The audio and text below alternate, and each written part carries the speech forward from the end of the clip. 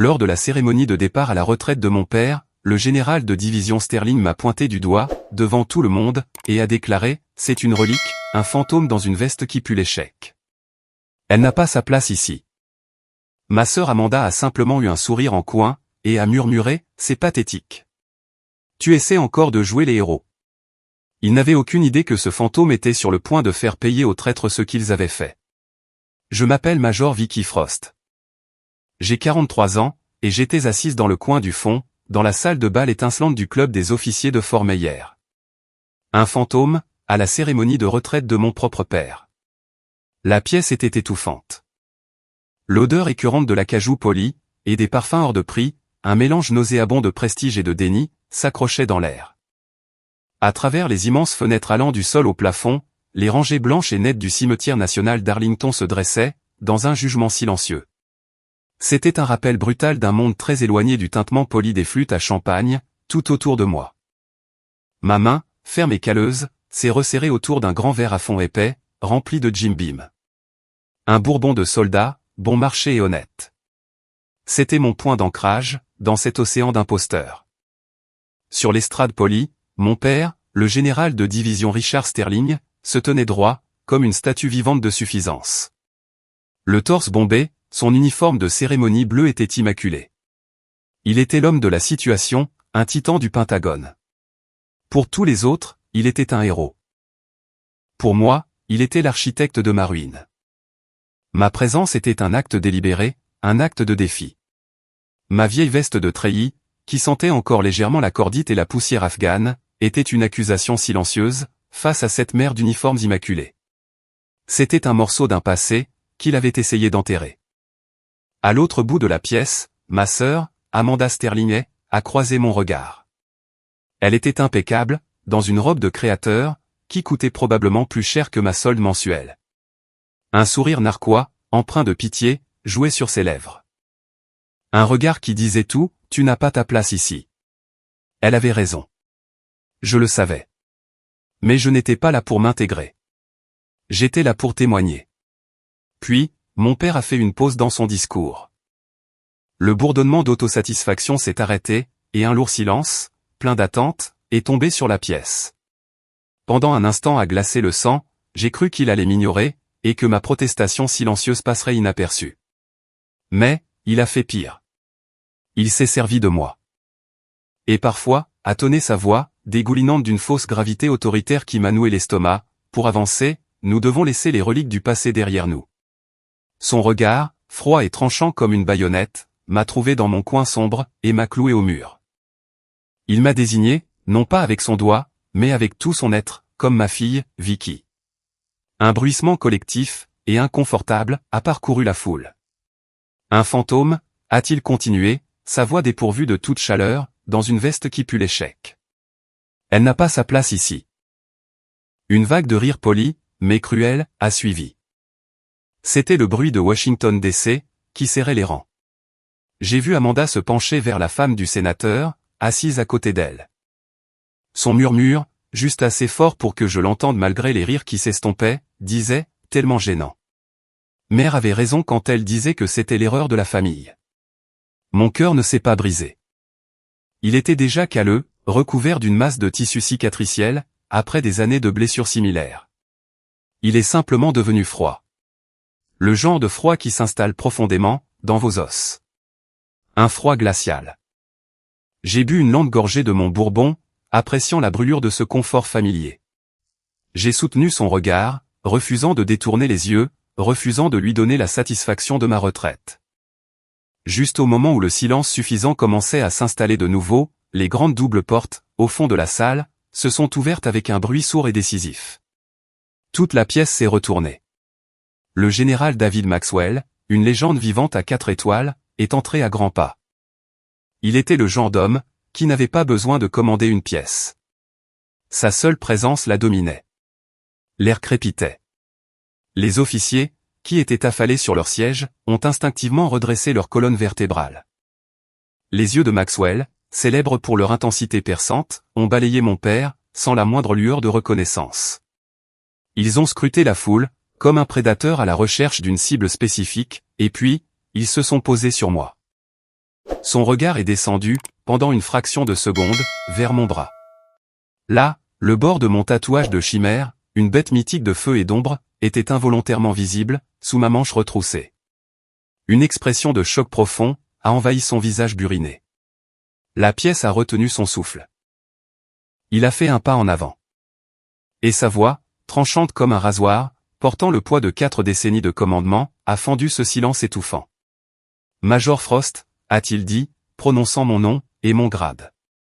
Je croyais que vous aviez tous été tués au combat, dans la vallée de Koringal. Les mots ont frappé la pièce comme une grenade. Qui a tué au combat? Un silence absolu, et stupéfait, est tombé. Les sourires polis ont disparu de tous les visages.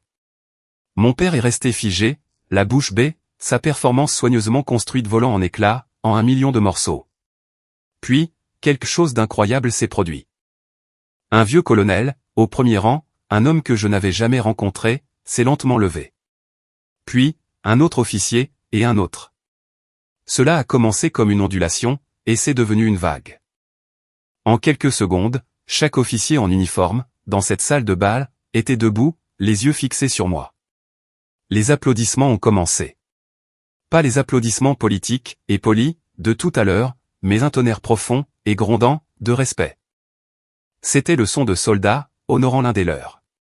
Ils applaudissaient un fantôme. Mon père avait l'air d'avoir été frappé par la foudre. La couleur a quitté son visage. Il avait complètement perdu le contrôle. Et j'ai su, alors que je me tenais là, dans l'écho des applaudissements, baigné dans la lumière d'une vérité qu'il ne pouvait plus contenir, ce n'était que le début. Koringal. Le nom lui-même est un souvenir, forgé dans la poussière et le feu. Mais la trahison n'a pas commencé dans cette vallée. Elle a commencé 10 ans plus tôt, sous les arches gothiques, et immaculées, de West Point. C'était un jour qui sentait l'herbe fraîchement coupée, et l'ambition. Je me souviens du poids de ses mains sur mes épaules, lorsqu'il a épinglé les barrettes dorées de sous-lieutenant, sur mon col. Mon père, son visage capturé par une douzaine de caméras de journalistes, portait un masque d'immense fierté. Il s'est penché près de moi, sa voix formant un grondement sourd, et résonnant, destiné au micro et aux livres d'histoire. Devoir, honneur, patrie. Il n'y a rien de plus sacré, Vicky, a-t-il dit, les mots roulant sur sa langue, avec une aisance calculée.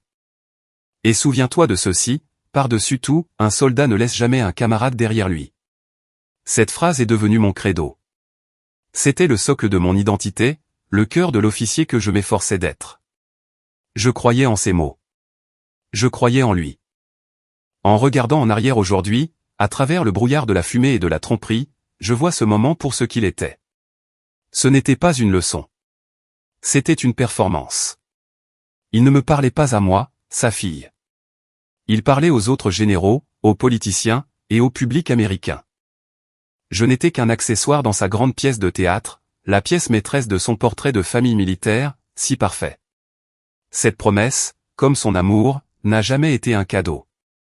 C'était un outil, un instrument de plus, à utiliser au service de sa carrière. Une promesse qu'il allait briser, d'un seul ordre effroyable. La vallée de Koringal était l'enfer sur terre, creusé dans les montagnes de l'Hindoukouche. Un paysage désolé, fait de roches, de poussière, et de fantômes. L'opération Starburst était censée être une simple mission de reconnaissance. Cible de grande valeur, résistance minimale. C'est ce que disaient les renseignements. Les renseignements étaient un mensonge. Nous avons été insérés par des Black Hawk, à 4 heures. L'air, avant l'aube, était froid et rare. L'embuscade s'est produite quelques heures plus tard. Ce n'était pas une escarmouche. C'était un piège parfaitement orchestré. Le ciel a tout simplement explosé.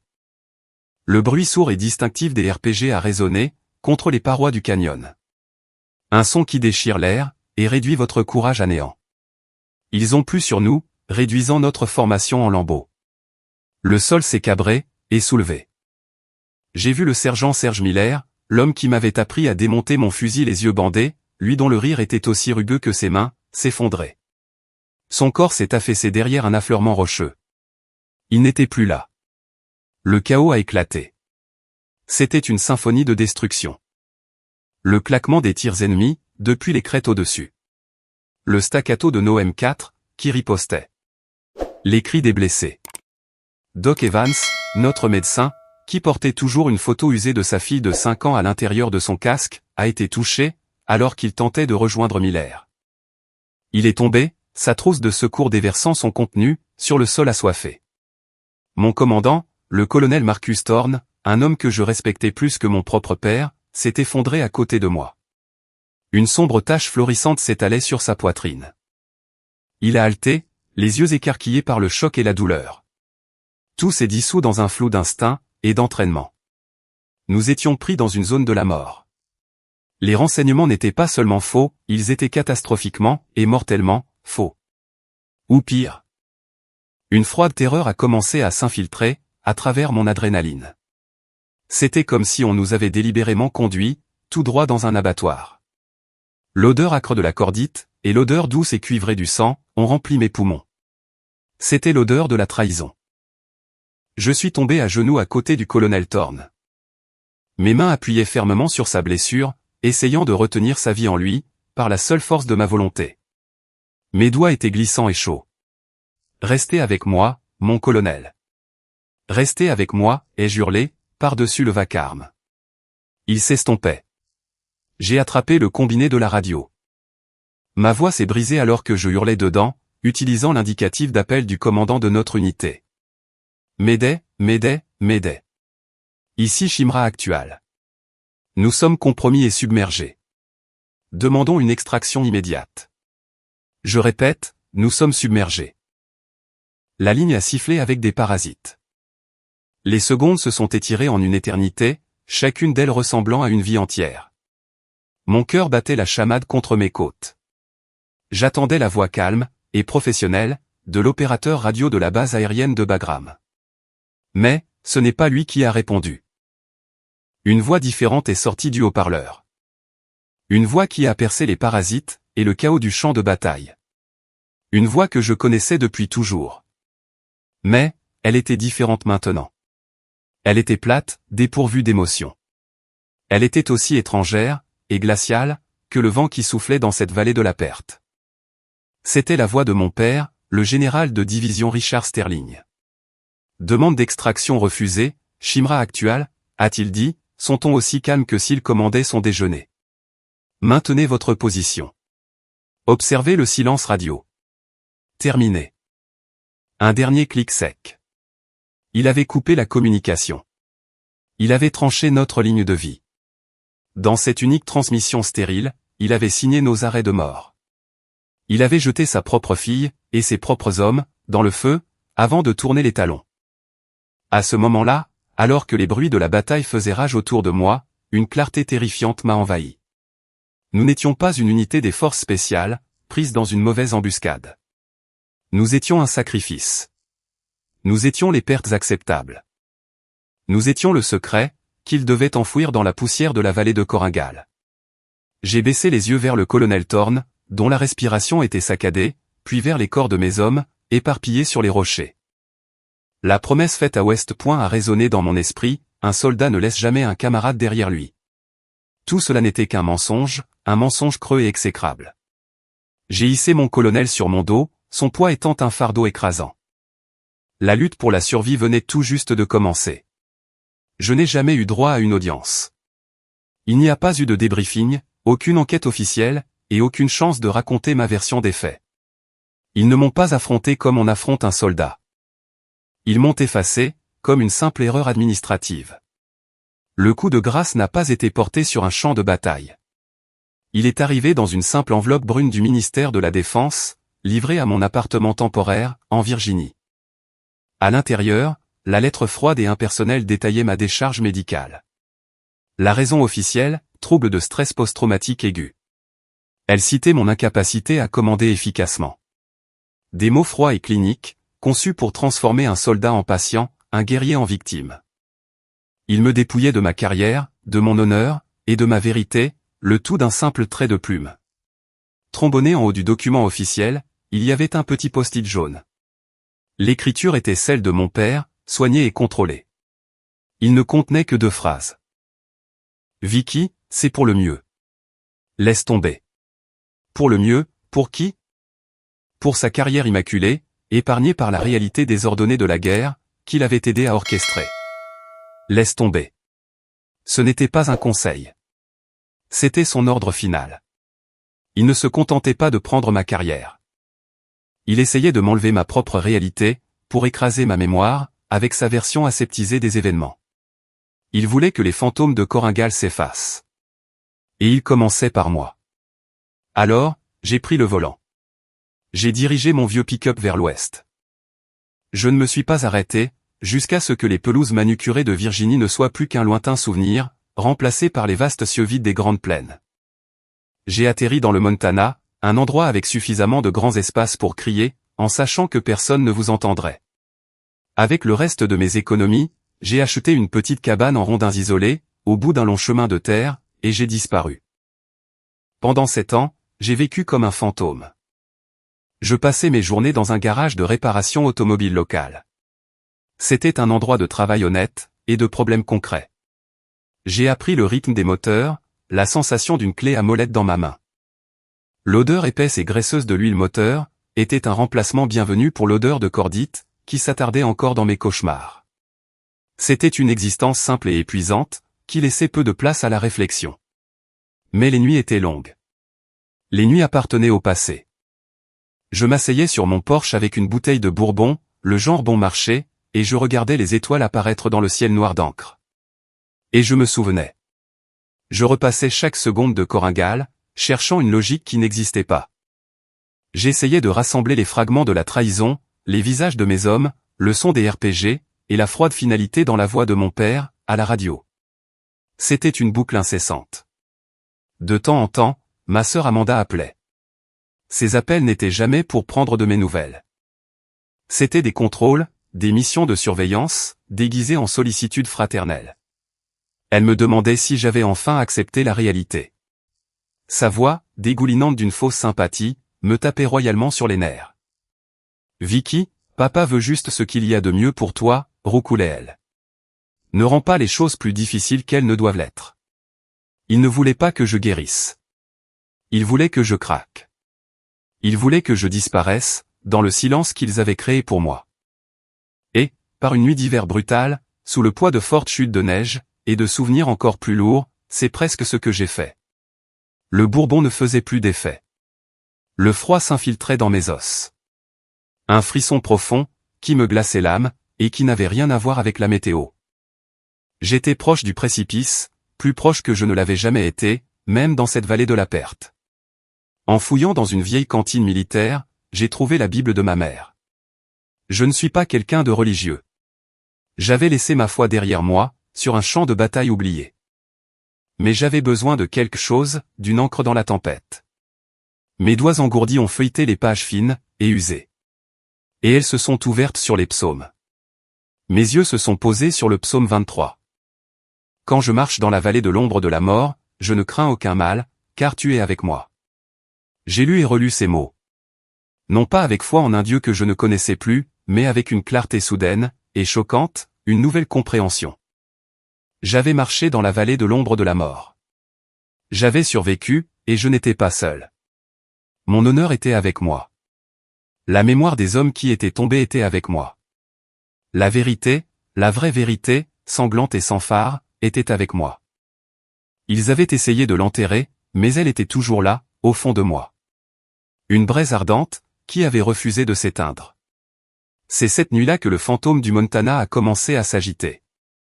J'ai vidé le reste du bourbon, le liquide ambré disparaissant dans la neige blanche. Le rituel était terminé. Je suis rentré à l'intérieur, le crissement de mes bottes étant le seul son, dans ce monde silencieux. Je me suis assise, non pas sur le porche, mais au vieux bureau dans le coin de ma cabane. J'ai allumé mon ordinateur portable. Son écran a formé une entaille soudaine de lumière, dans l'obscurité. Une nouvelle mission avait commencé. Ma guerre n'était pas terminée. Elle était simplement devenue silencieuse. J'ai commencé mon enquête de la seule manière que je connaissais, en passant à l'offensive. Mes doigts ont survolé le clavier, d'anciennes compétences me revenant avec une facilité surprenante. Ma première cible, les archives médicales sécurisées, du Centre médical régional de Landstuhl en Allemagne. Je n'étais plus un fantôme. J'étais une chasseresse. Pendant des nuits, qui se sont fondues en semaines, ma cabane dans le Montana n'a été éclairée que par la froide lueur bleue de l'écran de mon ordinateur. Cette concentration obsessionnelle m'était familière. C'était comme être en patrouille à longue distance, là où le monde se réduit à la seule mission. L'enquête est devenue mon monde entier, un labyrinthe de fichiers cryptés et de rapports caviardés. Je dormais par tranches de 2 heures, alimenté par du café noir au goût de cendre, et par une rage froide et brûlante. Puis, après d'innombrables impasses, je l'ai trouvé. Un fil unique, dans une toile de mensonges. L'écran a affiché un dossier, du Centre médical régional de Lanstuhl. Le patient était enregistré sous le nom de John Doe, admis 5 jours après l'opération Starburst. Il n'y avait pas de photo de son visage, pas de nom, juste une série de dossiers médicaux. Mais ensuite, j'ai ouvert les dossiers de radiologie. Il y avait une radiographie d'une épaule gauche. Et elle était là, une ancienne fracture consolidée sur l'omoplate, un motif unique de cicatrice sur l'os, qui m'était aussi familier que mon propre reflet. C'était la blessure caractéristique du colonel Marcus Thorne. Une blessure qu'il avait subie, lors d'une mission en Somalie des années auparavant. Mon cœur tambourinait contre mes côtes, tel un roulement de tambour frénétique et sauvage. Il était vivant. Ils avaient menti. Ils l'avaient caché, ils l'avaient enterré sous une montagne de paperasse classifiée, tout en disant au monde entier qu'il avait disparu. Mon père avait orchestré tout cela. Cette réalisation n'a apporté aucun soulagement. Elle a provoqué une fureur glaciale, qui s'est installée profondément dans mon âme. Il ne nous avait pas seulement abandonnés pour être éliminés.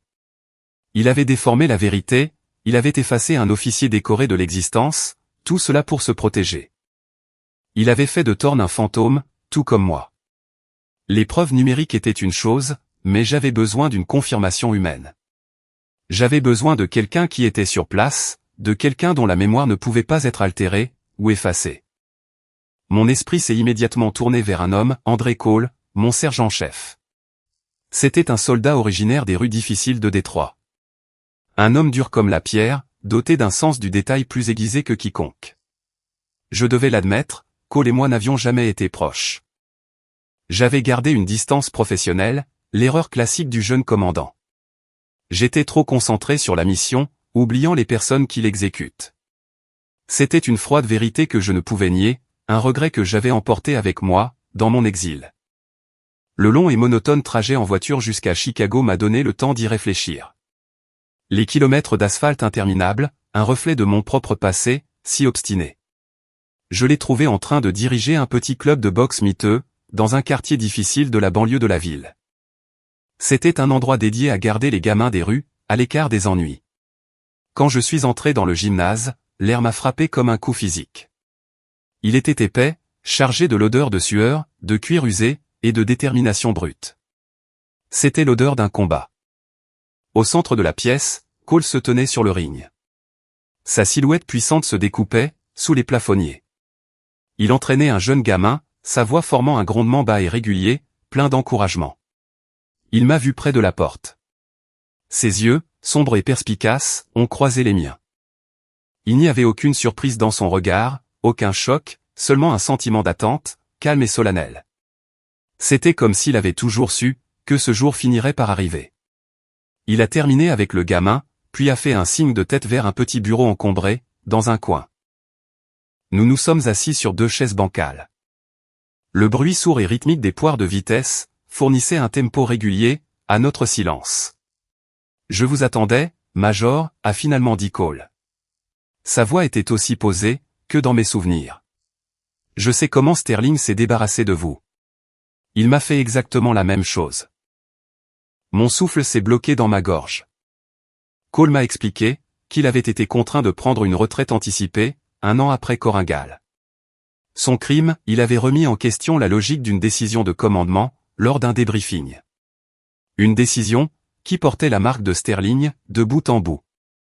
Cet homme ne veut pas de soldats, a dit Cole, sa voix empreinte d'une sagesse amère, et durement acquise. Il veut des pions, des pièces sur un échiquier, qu'il peut sacrifier à sa guise. J'ai fait glisser mon ordinateur sur le bureau, et je lui ai montré la radiographie. Il s'est penché en avant, étudiant l'écran pendant un long moment. Il n'avait pas besoin de mes explications. Il a simplement hoché lentement la tête, une sombre compréhension s'installant sur son visage. Je le savais, a-t-il soufflé. Il y avait des choses qui ne collaient tout simplement pas. Il s'est levé, s'est dirigé vers un casier en métal gris cabossé, et l'a ouvert. La clé, attachée à une chaîne autour de son cou, a émis un clic satisfaisant. De sous une pile de vieux équipements, il a sorti un journal de bord usé, noir et vert. Le genre de carnet que tient tout sous-officier. Je n'ai pas de preuves numériques comme vous, Major, a-t-il dit, en posant le carnet sur le bureau, entre nous. Mais j'ai des noms. Il l'a ouvert. Les pages étaient remplies de son écriture soignée, en lettres majuscules. C'était une liste de tous les bons soldats que je connaissais, qui avaient été renvoyés pour raisons médicales, ou poussés vers la sortie pour des motifs disciplinaires, après avoir croisé le chemin de Sterling. Chacun d'entre eux était un opérateur de haut niveau. Il a levé les yeux vers moi, son regard brûlant d'un feu de justice, qui faisait écho au mien. Nous ne sommes pas les seuls, Major. Nous sommes une armée oubliée. Ces mots sont restés suspendus dans l'air, alourdis par des années d'injustice. Pour la première fois en 7 ans, je ne me sentais plus comme un fantôme. Je n'étais pas seul. Quelques semaines après ma rencontre avec André Cole, j'étais de retour dans l'isolement tranquille de ma cabane, dans le Montana. Mais le silence semblait différent. Ce n'était plus cette couverture de désespoir, lourde et étouffante. C'était l'immobilité chargée, d'une mission en cours de planification. La liste de noms de Cole, l'armée oubliée, reposait sur mon bureau. C'était un rappel constant, et tangible, de mon nouveau but. L'espoir était un sentiment dangereux, et peu familier. Mais il était là, comme une jeune pousse fragile, se frayant un chemin à travers le sol gelé. C'est à ce moment-là que mon téléphone a vibré, bourdonnant contre le bois abîmé de la table. Un numéro inconnu, avec l'indicatif régional de décès. J'ai failli l'ignorer, pour le laisser aller sur le répondeur, comme je l'avais fait pendant 7 ans. Mais un instinct de soldat, un pressentiment viscéral m'indiquant qu'il y avait une attaque imminente, m'a poussé à répondre. Vicky, chérie. La voix était douce comme du sirop, un charme militarisé, si étranger dans mon monde de graisse et de solitude, que cela a sonné comme une violation. C'était ma sœur, Amanda. En 7 ans, elle n'avait jamais pris l'initiative de m'appeler une seule fois. Un œuf froid de suspicion s'est instantanément resserré, dans mes tripes. Ça fait trop longtemps. Vraiment trop longtemps, a-t-elle roucoulé, son manque de sincérité constituant une force presque palpable. Papa et moi sommes tellement inquiets pour toi, toute seule là-bas. Nous nous disions, pourquoi ne rentrerais-tu pas à la maison, pour dîner ce week-end? Juste en famille. Un vrai dîner de famille. Juste en famille. Ces mots étaient une fusée éclairante, le prélude à une attaque. J'ai su, avec la certitude glaçante d'un soldat sentant une embuscade, que ce n'était pas un rameau d'olivier. C'était une mission de reconnaissance de leur part, un piège. Mon père n'admettait jamais ses erreurs. Il ne gérait que les menaces, les neutralisant avant qu'elles ne puissent se développer. Il avait dû entendre quelque chose via les bruits de couloirs de Washington, un murmure à propos d'un fantôme qui posait des questions. Peut-être savait-il que j'avais retrouvé Cole. Ce dîner n'avait rien à voir avec une réconciliation. C'était une opération de limitation des dégâts. Une part stupide et plus jeune de moi, celle qui désirait encore l'approbation d'un père, souhaitait que ce soit vrai. Mais la Vicky qui avait survécu à Koringal, savait à quoi s'en tenir. On n'a pas de seconde chance, quand on fait confiance à un serpent. Je serai là, ai-je dit, ma voix délibérément plate, et régulière. Parfois, la meilleure façon de recueillir des renseignements, est d'accepter leur invitation, et de marcher directement dans le camp ennemi. La maison d'Amanda était une majestueuse demeure en briques à Georgetown, un monument érigé à la gloire du pouvoir et de la vieille fortune. Là-bas, les secrets politiques s'échangeaient autour de cocktails. L'air à l'intérieur était frais et immobile. Il sentait légèrement le vernis au citron, et un niveau de privilège dont j'avais oublié l'existence. Le dîner en lui-même, était un chef-d'œuvre de tromperie culinaire. La table était dressée avec de l'argenterie de famille, et des cristaux, qui coûtaient probablement plus cher que mon pick-up. Nous avons mangé du bœuf Wellington. La pâte, un treillis doré parfait, était servie avec un cabernet sauvignon hors de prix, qui avait un goût de cendre dans ma bouche. Tout était impeccable. Et tout était froid, particulièrement la compagnie.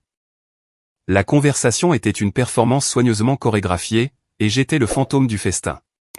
Ils parlaient autour de moi, comme si j'étais une parente éloignée qu'ils étaient obligés de recevoir. Mon père pontifiait sur la sécurité nationale, glissant des noms de sénateurs avec une arrogance désinvolte, tout en faisant tourner son vin.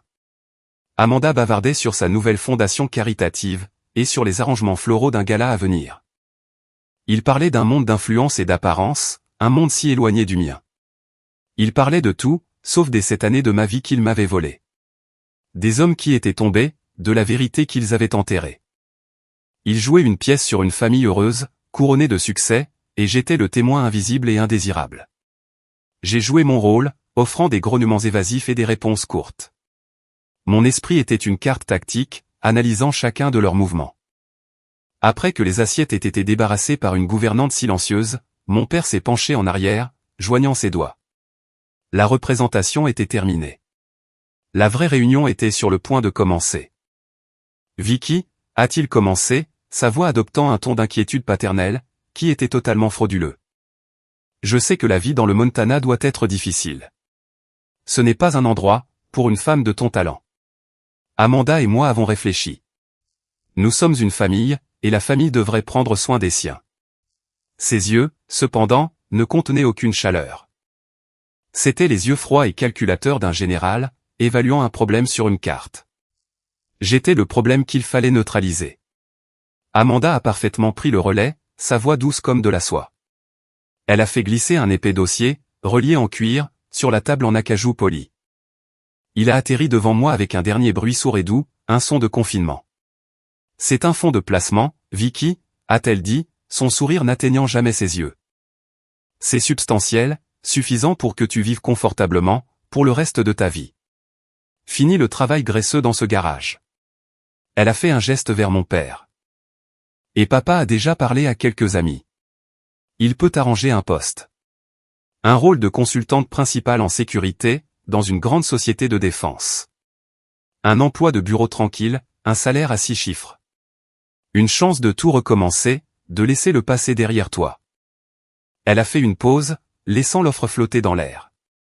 Un leurre scintillant, et empoisonné.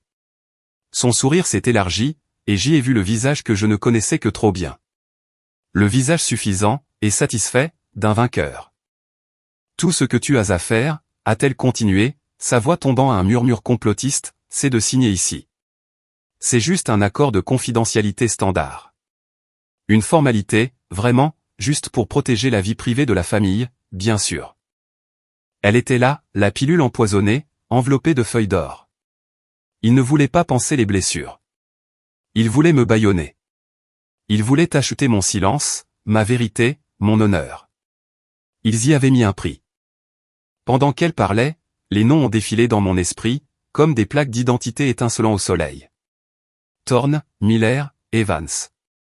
Je me suis souvenu d'Evans, me montrant la photo de sa fille. Il voulait que je signe un papier, qui trahirait sa mémoire. Un papier qui les enterrerait tous à nouveau, cette fois sous un tas d'argent sale, taché de sang. La colère sourde et bouillonnante, qui avait été ma compagne constante pendant 7 ans, ne bouillonnait plus. Une chaleur volcanique est montée, dans ma poitrine. Le sang battait dans mes oreilles. L'acier froid dans mon cœur s'échauffait, devenant rougeoyant, prêt à être forgé en une arme. J'ai fixé le dossier relié en cuir. Ce pot de vin, déguisé en salut. Un silence lourd et oppressant a rempli la pièce, chargé du poids de leurs attentes. Puis, j'ai regardé leur visage. Celui de mon père, rigide, et d'une confiance suffisante. Celui de ma sœur, un masque de pitié, si condescendant, que c'était une arme en soi. Un son s'est échappé de mes lèvres, les faisant sursauter. Ce n'était pas un mot. C'était un rire. Non pas un son d'amusement, mais un bruit sec, dur et grinçant, comme du métal raclant contre un os. Mon honneur n'est pas à vendre, ai-je dit, d'une voix dangereusement calme. Chaque mot était comme une pierre soigneusement placée.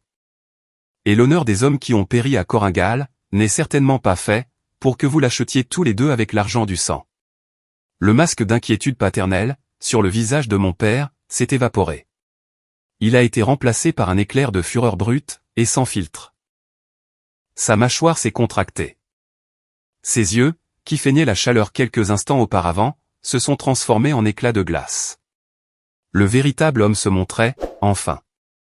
Ne sois pas naïve, Vicky, a-t-il grondé, sa voix formant un grognement sourd, qui vibrait de menace. Ils ne sont plus là. Quelle valeur a l'honneur des morts, comparé à l'avenir de cette famille? C'était ça. La profanation finale. Ces mots m'ont frappé avec la force d'un coup physique, me coupant la respiration. Ils n'avaient pas seulement trahi les vivants. Ils se tenaient maintenant là, crachant sur les tombes des morts. Ils rejetaient leur sacrifice ultime, comme un simple inconvénient pour son ambition. Le barrage de Martenu, construit au fil de cette année de souffrance silencieuse, ne s'est pas contenté de craquer, il a explosé. La rage qui a fait éruption en moi n'était ni bouillante, ni bruyante. Elle était glaciale, et silencieuse. Un calme meurtrier, qui a aiguisé tous mes sens. La pièce opulente ressemblait soudain à une grille tactique. De la valeur, ai-je répété, le mot ayant le goût du poison. J'ai repoussé ma chaise, les pieds raclant rudement contre le parquet, et je me suis levé. Mes mouvements étaient lents, et délibérés. La posture d'un soldat qui passe à l'offensive. J'ai affronté son regard furieux, sans broncher. Il a plus de valeur que toute votre carrière, général. Plus de valeur que chaque étoile sur votre épaule, et chaque médaille sur votre poitrine. Il a plus de valeur que tout l'argent d'Amanda. C'est tout ce qu'il nous reste, quand tout le reste nous est enlevé. J'ai levé la main, et je l'ai pointée avec un doigt ferme. Un geste, valant accusation. Vous m'avez fait la leçon toute ma vie, sur le devoir, l'honneur, et la patrie. Mais vous, monsieur, vous ne connaissez rien à ces mots. Vous vous en servez comme d'un bouclier. Vous n'êtes pas un soldat. Vous n'êtes qu'un politicien en uniforme. Un costume que vous portez. Pour cacher l'homme creux à l'intérieur. Mon regard s'est tourné vers Amanda, qui semblait sincèrement choquée que le fantôme de la famille ose répliquer. Et toi, ai-je dit, ma voix perçant sa bulle de privilège. Tu es pire. Tu connais la vérité. Et pourtant, tu te tiens là, et tu choisis d'être sa complice. Vous vous méritez tous les deux. Je me suis retourné, et j'ai marché vers la grande entrée.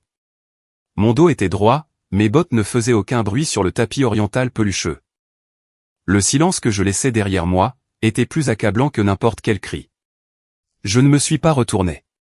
C'est la dernière fois, ai-je lancé, ma voix résonnant avec la finalité du coup de marteau d'un juge. La dernière fois que vous essaierez de me faire taire. Le jeu est terminé.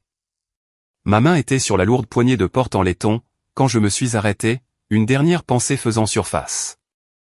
Un fragment de la sagesse d'un homme meilleur.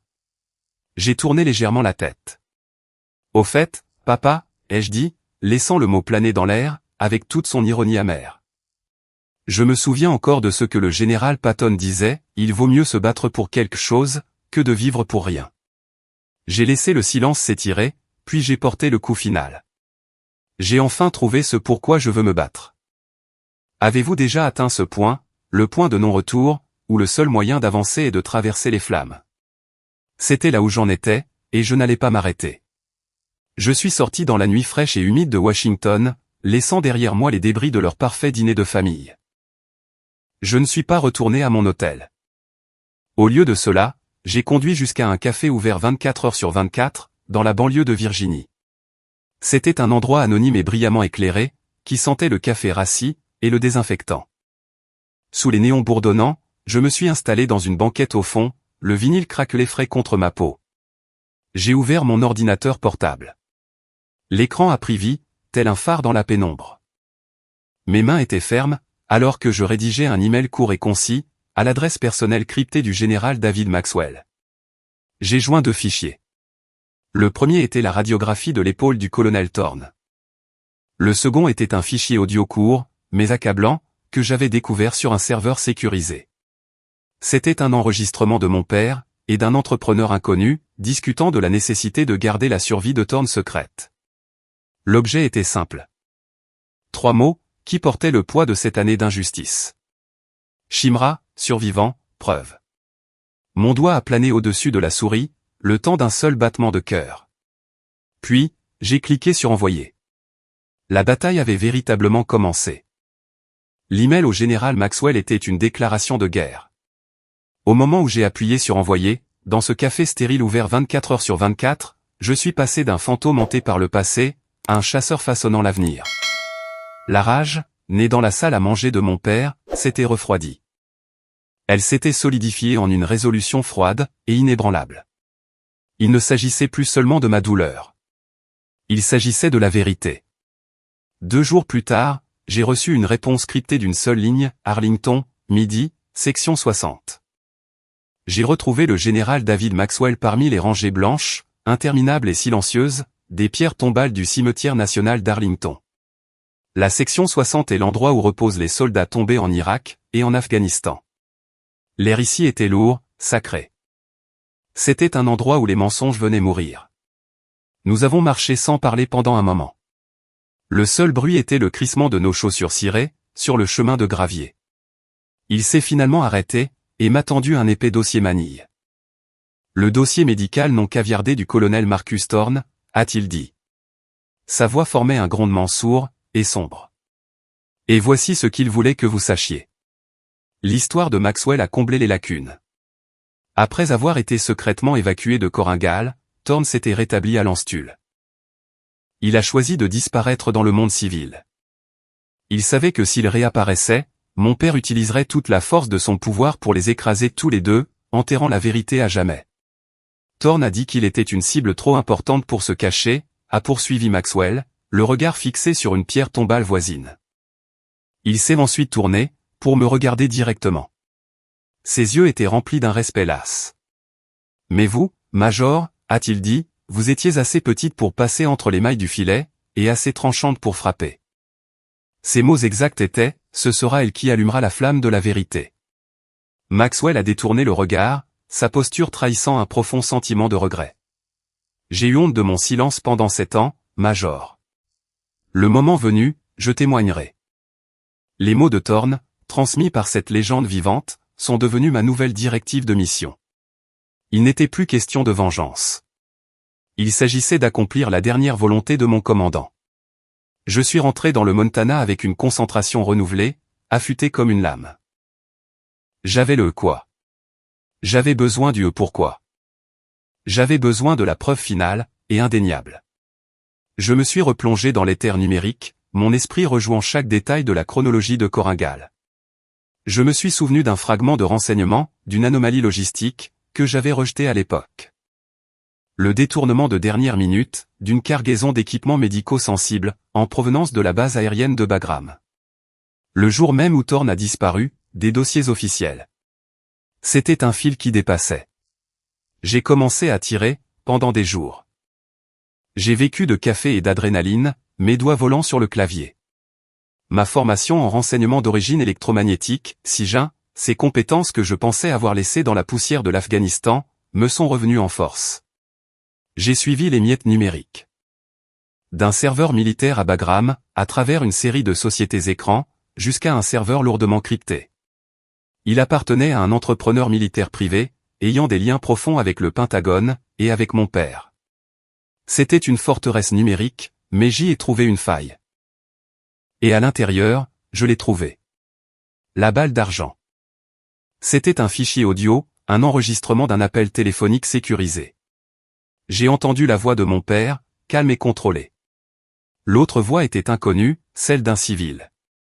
Si elle découvre que Thorne est vivant, elle va commencer à fouiller, disait mon père. L'autre homme a demandé, êtes-vous sûr qu'elle ne posera pas de problème?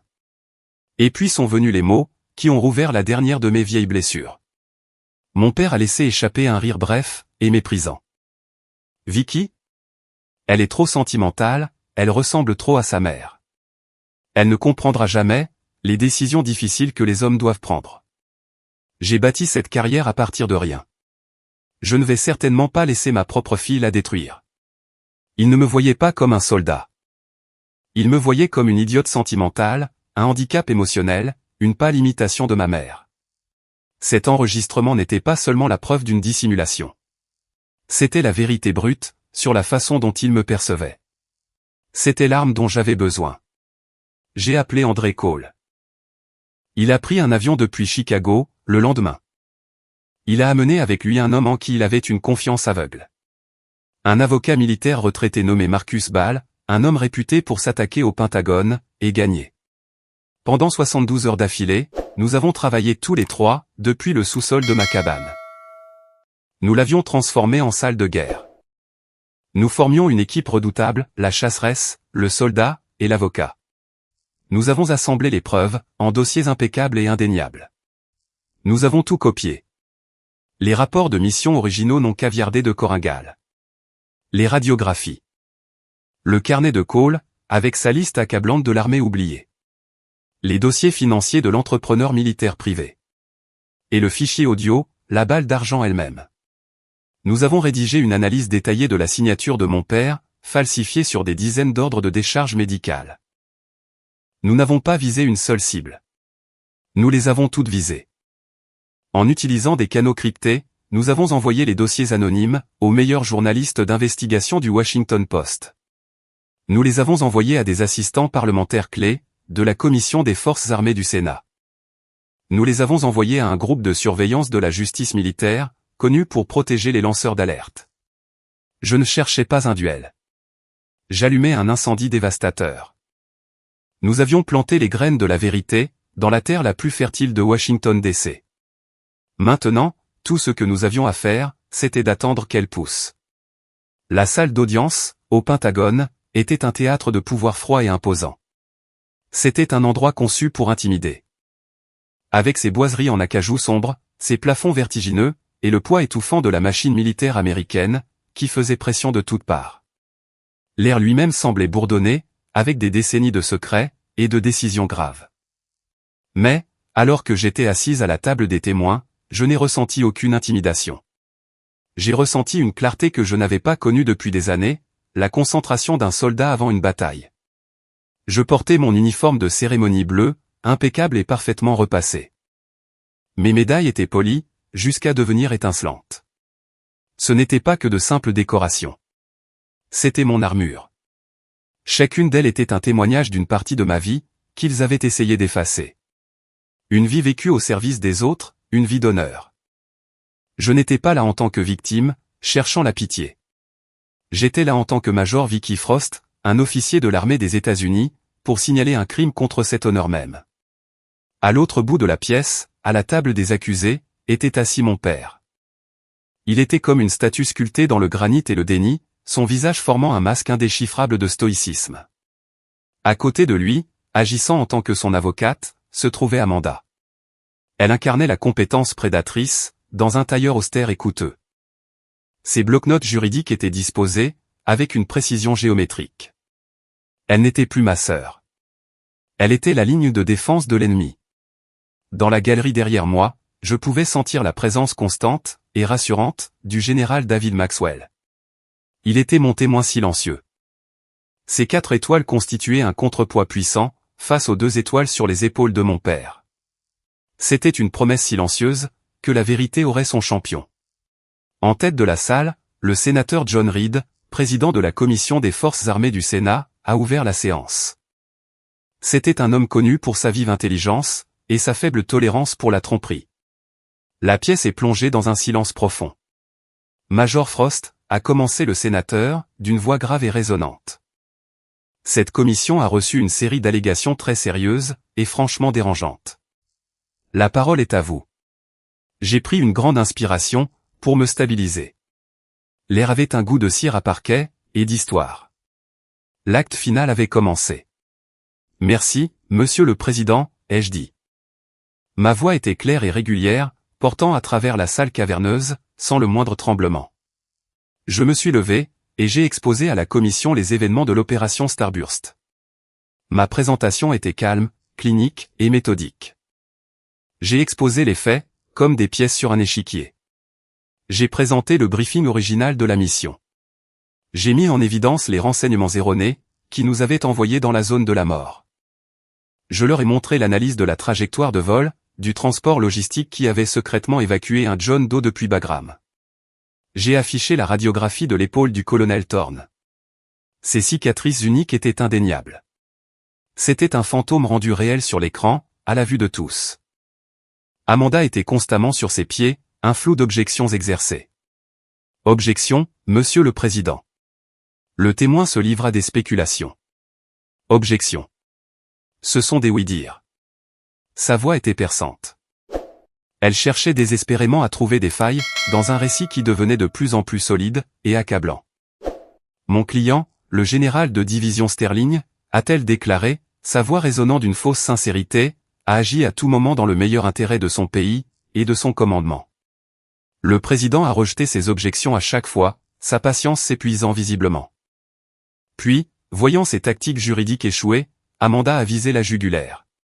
Elle a joué son atout, l'arme qu'ils avaient eux-mêmes forgée. Elle a brandi une copie de mes papiers de décharge médicale.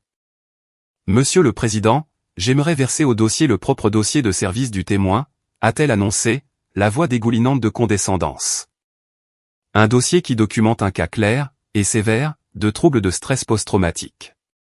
Il s'agit du témoignage d'un soldat instable, d'une femme aux souvenirs induits par un traumatisme, et donc non fiable. La pièce s'est refroidie. Elle utilisait leurs mensonges, pour invalider ma vérité. Pendant une seconde, l'humiliation de ce diagnostic a de nouveau brûlé intensément, dans ma poitrine. J'ai pris une inspiration, j'ai soutenu son regard venimeux, et j'ai préparé ma contre-attaque. Ma mémoire a peut-être été jugée non fiable par mon père, Monsieur le Président, ai-je dit, me tournant pour lui faire face directement. Mais qu'en est-il de la mémoire des autres soldats? J'ai fait un signe de tête à mon avocat, Monsieur Ball. Sur le grand écran derrière la commission, un document est apparu. C'était la liste d'André Cole, l'armée oubliée. Plus de 20 noms. Chacun d'eux, un soldat décoré, un guerrier exemplaire. Et à côté de chaque nom, figurait la date de leur séparation du service, ainsi que la raison, décharge médicale, mesures disciplinaires. Chaque ordre de renvoi, sans exception, était signé par un seul homme, le général de division Richard Sterling. Une onde de choc a parcouru la pièce. Les journalistes dans la galerie ont commencé à griffonner furieusement. Le son ressemblait à une averse soudaine. Ce n'était plus l'histoire d'une seule femme. C'était un schéma récurrent, une purge systématique. Et maintenant, ai-je dit. Ma voix a baissé, captant l'attention absolue de toutes les personnes présentes. J'aimerais faire écouter, une toute dernière pièce à conviction. Le fichier audio a démarré. Le son de la voix de mon père, calme, calculatrice, et tout à fait accablante, a rempli la pièce silencieuse. Si elle découvre que Thorne est vivant, elle va commencer à fouiller. Puis, la question de l'autre homme. Et enfin, le rire méprisant de mon père. Un son, qui faisait écho à la cruauté que j'avais entendue toute ma vie. Elle est trop sentimentale, elle ressemble trop à sa mère. Elle ne comprendra jamais les décisions difficiles. J'ai bâti cette carrière. Je ne vais certainement pas laisser ma propre fille la détruire. L'enregistrement a pris fin.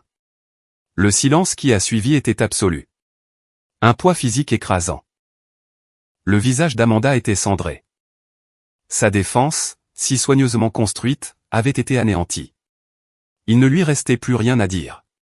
Tous les yeux dans la pièce, y compris les caméras de télévision diffusant l'audience en direct à travers le pays, se sont tournés vers le général de division Richard Sterling. Il n'a pas bougé. Il est resté parfaitement immobile. Il fixait le vide, son visage étant une toile vierge. Le titan du Pentagone, le maître stratège, avait été déjoué. Il était vaincu. Puis, dans le silence profond, il a fait quelque chose de plus éloquent que n'importe quelle confession. Il a lentement glissé la main dans la poche de poitrine de son uniforme immaculé, et en a retiré un stylo plume Mont Blanc noir. Un symbole de son pouvoir, et de son prestige. D'une main ferme, il a dévissé le lourd capuchon en or. Il s'est penché en avant, et a tracé une seule ligne noire et épaisse. Il a barré son propre nom, sur la plaque nominative en laiton qui se trouvait devant lui, général de division Richard Sterling. C'était un acte délibéré d'auto-effacement. Une reddition. Dans ce seul mouvement silencieux, il avait détruit à lui seul, son héritage. Ce qu'il avait sacrifié tout, et tout le monde, pour construire. Les lendemains de l'audience, n'ont pas été une parade de la victoire. Ce fut une tempête médiatique. L'histoire a explosé sur toutes les chaînes d'information. Le nom de Sterling devenant synonyme de disgrâce. Mon père, le titan du Pentagone, a discrètement présenté sa démission. L'enquête officielle s'est élargie, sortant d'autres noms, et d'autres secrets, de l'ombre. La machine de la justice, une fois que je l'avais poussée, a commencé à avancer d'elle-même.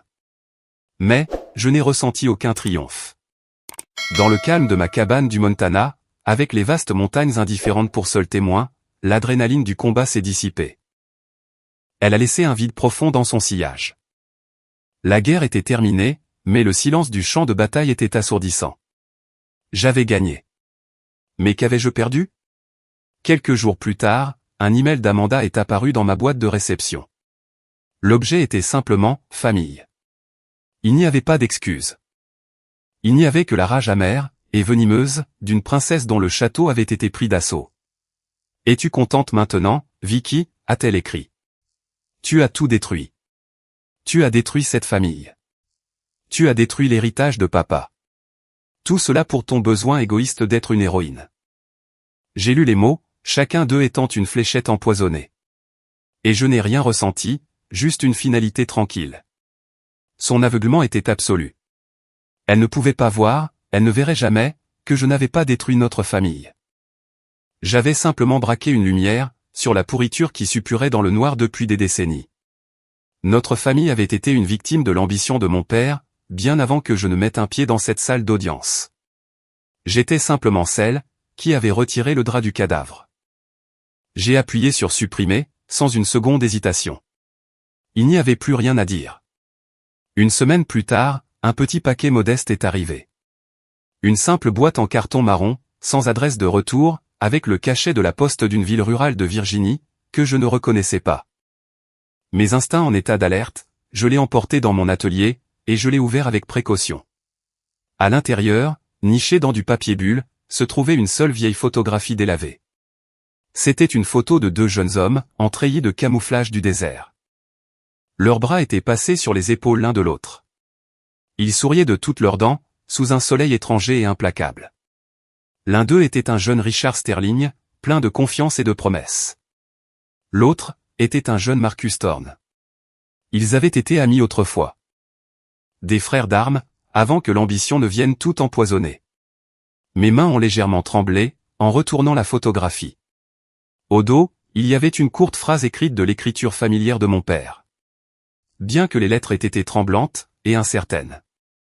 Il a choisi le mauvais homme ce jour-là. Mais pas cette fois. Ce n'étaient pas des excuses. Les mots « je suis désolé » ne faisaient pas partie de son vocabulaire. Mais, c'était autre chose. C'était un aveu, une concession. La reconnaissance qu'il avait eu tort, et que j'avais eu raison. C'était le signal d'un homme distant et brisé. Et c'était tout ce dont j'avais besoin. Je n'avais plus besoin de son amour, ni de ses remords. J'avais juste besoin, que la vérité soit reconnue. J'ai trouvé une vieille boîte en bois, où je gardais mes souvenirs militaires. Mes plaques d'identité, quelques pièces de défi, l'écusson de mon unité Chimera. J'ai doucement placé la photographie à l'intérieur, aux côtés des fantômes de mon passé. En fermant le couvercle, j'ai senti qu'un chapitre de ma vie se refermait avec lui. Je ne déteste pas mon père. Je ne déteste pas Amanda. La haine est un feu, qui consume la personne qui le porte. Et j'avais passé trop de temps, à me consumer. Je n'ai tout simplement plus de place pour eux, dans ma vie. Le pardon, je m'en suis rendu compte, ne consiste pas à les absoudre de leurs péchés. Il ne s'agit pas de les inviter à nouveau chez moi, pour le dîner de Thanksgiving. Le pardon consiste à accepter qu'ils sont ce qu'ils sont, définis par les choix qu'ils ont faits. Et je suis ce que je suis, défini par les miens. Le pardon est l'acte de libérer mon propre cœur, du fardeau corrosif du ressentiment. Ce n'est pas pour eux, car ils ne le méritent pas. C'est pour moi, parce que je le mérite. J'ai mené ma guerre. J'ai récupéré ma vérité. Maintenant, il était temps de vivre. Le calme qui a suivi la tempête, était différent. Ce n'était pas le silence vide de la solitude, mais la quiétude paisible d'une aube, se levant sur un champ de bataille âprement disputé. Les fantômes de Koringal avaient enfin pu trouver le repos. Ma guerre était terminée. J'ai vendu la petite cabane en rondin, la forteresse de mes 7 années d'exil. Avec cet argent, et avec le généreux soutien anonyme de quelques bienfaiteurs, dont l'un était, je le soupçonnais, le général Maxwell, j'ai acheté une vaste étendue de terre. C'était dans une vallée isolée du Montana, bercée par les sommets escarpés des Rocheuses. Là, j'ai fondé le groupe de formation Aegis. Le nom était délibéré. Aegis, égide, le bouclier mythique de protection. Aegis n'était pas une salle de sport, ni un camp d'entraînement militaire. C'était un sanctuaire. Un endroit pour les soldats que le système avait oubliés. Ces hommes et ces femmes qui avaient été rejetés, et étiquetés comme brisés ou instables. Nous ne nous contentions pas de leur enseigner des techniques de survie, ou des manœuvres tactiques. Bien que nous le fassions aussi. Nous leur avons appris à retrouver leur propre valeur. À reconstruire l'honneur, qui leur avait été arraché. André Cole a quitté Chicago. Sa sagesse bourrue, et son intégrité inébranlable, faisaient de lui l'instructeur en chef idéal. Ensemble, nous avons commencé à reconstruire des vies brisées. Non pas avec pitié, mais avec respect, avec une compréhension partagée, et une nouvelle mission. Nous forgions un nouveau type d'armée. Une armée fondée sur la guérison. Quelques mois après notre ouverture, alors que les trembles de la vallée commençaient à prendre une couleur or brillant, un vieux pick-up poussiéreux a remonté notre longue allée. Une jeune femme, qui n'avait pas plus de 18 ans, en est sortie. Elle dégageait une énergie nerveuse. Mais ses yeux. Ses yeux étaient le reflet parfait, et surprenant, d'un homme que j'avais connu autrefois. « Êtes-vous le Major Frost » a-t-elle demandé, la voix un peu tremblante. « C'est moi » ai-je dit. Mon cœur a fait un soubresaut soudain et douloureux. « Je suis Sarah » a-t-elle dit. Sarah Thorne. Le monde a semblé s'arrêter, l'espace d'un instant. Elle était le portrait craché de son père. Elle a tendu une petite enveloppe scellée. Mes mains ont tremblé, en la prenant. À l'intérieur, j'ai trouvé les plaques d'identité du colonel Marcus Thorne. Elles étaient toujours intactes, fraîches contre ma peau. Mon père, il m'a dit de venir ici, a dit Sarah, la voix lourde d'émotion. Il m'a dit, si un jour je voulais apprendre à quoi ressemble le vrai courage, je devrais venir te trouver. Elle a levé les yeux vers moi. Et dans son regard, j'ai vu non seulement du chagrin, mais aussi une lueur d'espoir. Il m'a aussi demandé de vous dire quelque chose.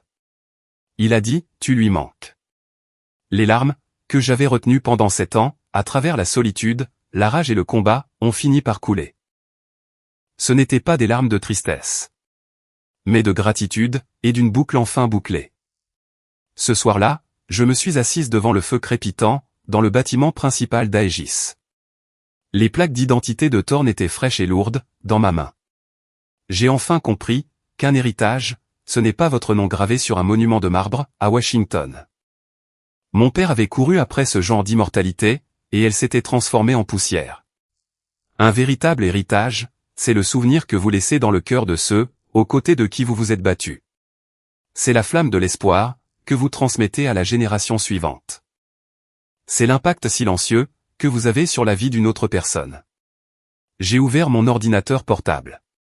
L'écran blanc et vierge brillait, à la lumière du feu. Et j'ai commencé à écrire. J'ai écrit mon histoire. L'histoire de Shimra, de Thorne, de Cole, de Miller et d'Evans. Celle de tous les soldats oubliés, dont les noms avaient été effacés. Mon dernier message n'était pas pour les hommes puissants du Pentagone. Il était pour les soldats qui vivent encore dans l'ombre. Ceux à qui l'on a dit, qu'ils étaient brisés. Écrivez votre nom à l'encre, ai-je tapé. Écrivez-le non pas pour leur prouver qu'ils ont tort. Mais, pour que vous ne soyez jamais oubliés. Laissez-les lire ce qu'ils ont essayé d'effacer.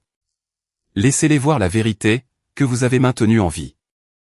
J'ai commencé à écrire cette nuit-là, non seulement pour mes camarades tombés au combat, mais aussi pour moi-même. Mon histoire est maintenant écrite à l'encre, un registre permanent de la vérité. Mais alors que j'écris, je sais que je ne suis pas la seule. Peut-être que mon parcours vous rappelle le vôtre. Un moment où vous vous êtes senti ignoré.